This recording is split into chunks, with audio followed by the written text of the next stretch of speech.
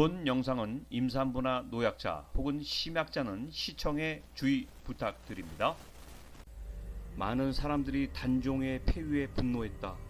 도저히 참을 수 없는 일이 일어난 것이라며 양심 있는 지식인들이 들고 일어났다. 이 사건은 조선 역사에서 양심 있는 지식인들은 죽음을 맞고 불의한 권력에 충성하는 기회주의자들이 성공한 오역의 역사를 대표한 일이었다.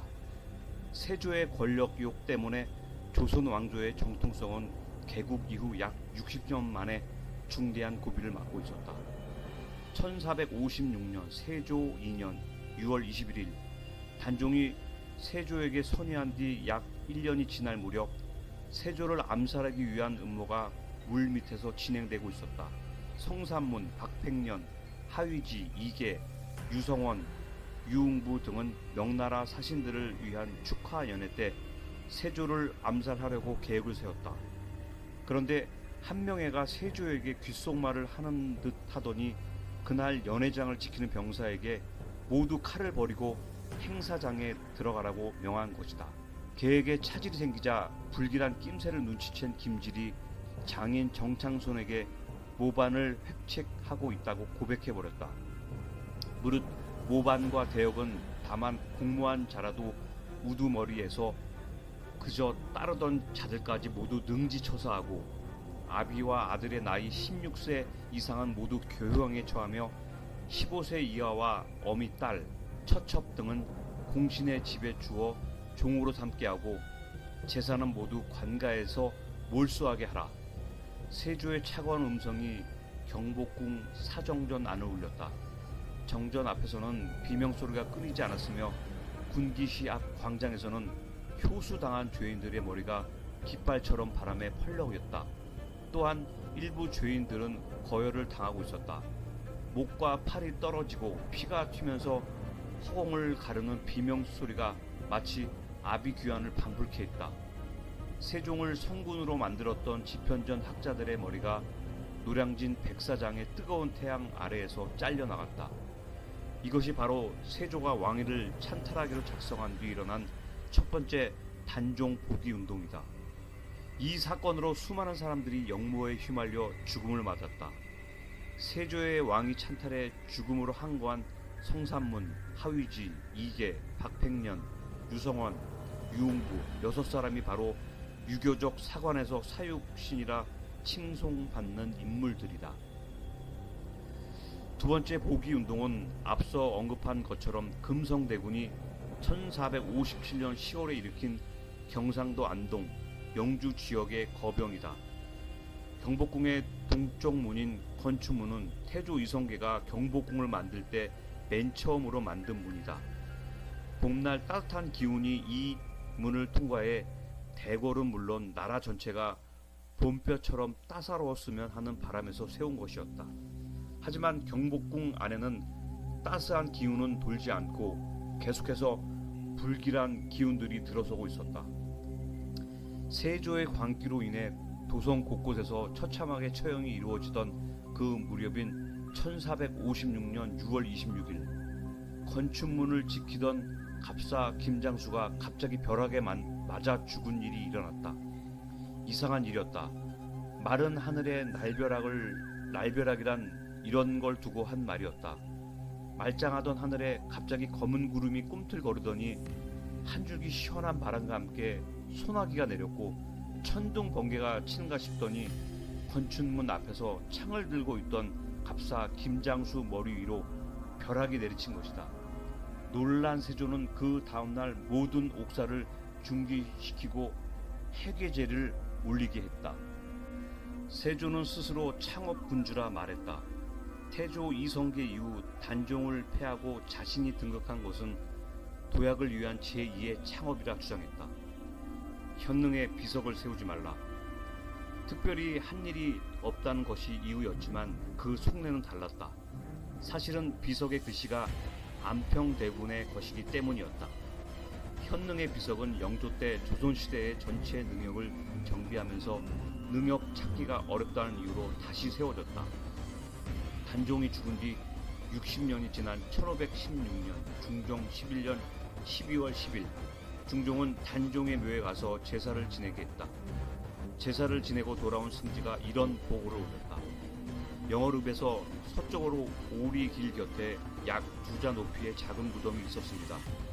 그 무덤 옆으로는 많은 무덤들이 있는데 그곳 사람들은 군왕의 묘라 부르며 언제나 그 옆을 지날 때 경건하게 절을 했습니다. 처음 황급하게 숨을 거둘 때 모두 무서워 벌벌 떨었지만 고을 아전 어뭉돌한 자가 찾아가 슬피 울고는 후하게 장사를 지냈다고 합니다. 그러나 원원들은 영월 주변을 맴돌고 있었다. 1533년 중종 28년 3월 12일 실록의 기록은 심상치 않다. 영월군에는 푸른 빛이 하늘에서 내려와 공중에 가로질러 있었는데 그 사이에 유기주발만한 붉은빛이 산 허리에 떨어지자 소리가 산악을 진동시켜 사람들이 모두 해괴하게 여겼다. 그 빛은 곧 불로 변하여 숲을 불태웠는데 마침 큰 비가 내려 저절로 꺼졌으나 나뭇잎과 잡초는 모두 불에 탔다. 3월 12일 이날은 무슨 날인가? 바로 현덕 왕후 권씨가 태어난 날이다. 그날 화재에 이어 큰 비로 단종의 무덤이 어디론가 쓸려갔다. 1541년 중종 36년에는 영월에 부임한 군수들이 7명이나 잇따라 의문사하는 일이 벌어졌다. 부임하는 영월 군수에게는 단종의 무덤 찾는 일이 가장 급선무였지만 이를 성취한 사람은 없었고 이유도 없이 잠을 자다 죽는 일이 계속 벌어진 것이다. 장릉 안에는 낙촌 기적비가 있다. 그 비석에는 당시 영월 군수로 부임한 박충원이 단종의 무덤을 찾는 과정이 기록되어 있다. 부임한 첫날 꿈을 꾸는데 저승사자 같은 3명이 문득 자고 있는 박충원을 끌고 어디론가 갔다. 그곳에 가니 6명의 신하들이 어린 임금을 모시고 있었다. 주변에서 박충원을 서둘러 죽여야 한다는 소리들이 들렸다. 어린 임금이 박충원을 죽이라 명하는데 3번째에 서 있던 자가 살려달라고 간청해 죽음을 면할 수 있었다. 잠에서 깬 뒤 꿈에서 갔던 길을 찾아 나선 박충원은 그곳에 버려진 무덤이 있는 것을 발견하고 그것이 단종의 무덤임을 알게 되었다. 박충원의 노력으로 단종의 무덤은 그 모습을 찾게 되었으며 그 뒤로 영월 군수의 의문사는 일어나지 않았다. 1576년 선조 9년 5월 15일 단종이 죽은 뒤 120년 만에 임금은 영월 묘소에 관리를 보내 제사를 지내게 했다. 1698년 숙종 24년 9월 30일 드디어 노산군이 아닌 단종으로 왕의 호칭이 회복됐다. 하지만 한이 쌓인 시간이 오래된 만큼 구천을 떠도는 영혼은 쉽게 세상과 화해하려 하지 않았다. 단종이 죽은 지 333년이 지난 1790년 12월 임금의 명을 받아 영월에 도착한 강원도 관찰사 윤사국은 신비한 일을 경험한다. 단종이 정사에 올라 시름을 달래며 자주 자규사라는 노래를 불렀는데 그때마다 소쩍새가 임금 옆에서 슬프게 울었다는 이야기가 그의 꿈에 생생하게 나타난 것이다. 꿈을 꾼 다음날 윤사국은 인부들을 대동하고 영월 사람들의 증언하는 것을 기초로 정사가 매몰된 곳으로 추정되는 곳을 파헤치라 명했다. 그런데 갑자기 천둥이 치고 비가 쏟아져 일을 할 수가 없었다. 그리고 다음날 큰 바람이 불더니 불이 나서 객사 남쪽에 있던 집 5채를 태워버리자 누각의 터와 계단이 또렷이 드러났다. 이상한 일들은 계속 일어났다. 겨울에서 막 봄으로 변하는 시기라 땅은 얼어 있었고 눈도 제법 쌓여 있었다.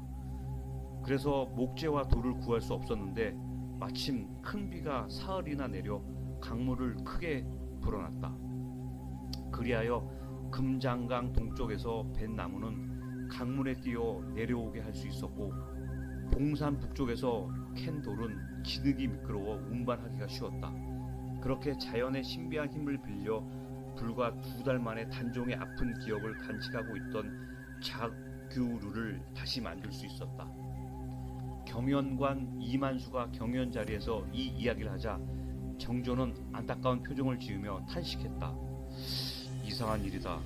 죽은 지 333년이 지났는데 이제와 예터를 찾으려는 간절한 정성을 알고 갑자기 불이 나서 5채의 오두막을 태우고 바람이 일어나 그 형세를 놓아 재와 모래를 쓰들어서 날려보내고 옛날 기와장이 흙 밑에서 드러나고 문이 있는 주춧돌이 예털에서 드러났다니 귀신의 조화가 아니라면 이를 어찌 설명할 수 있겠는가.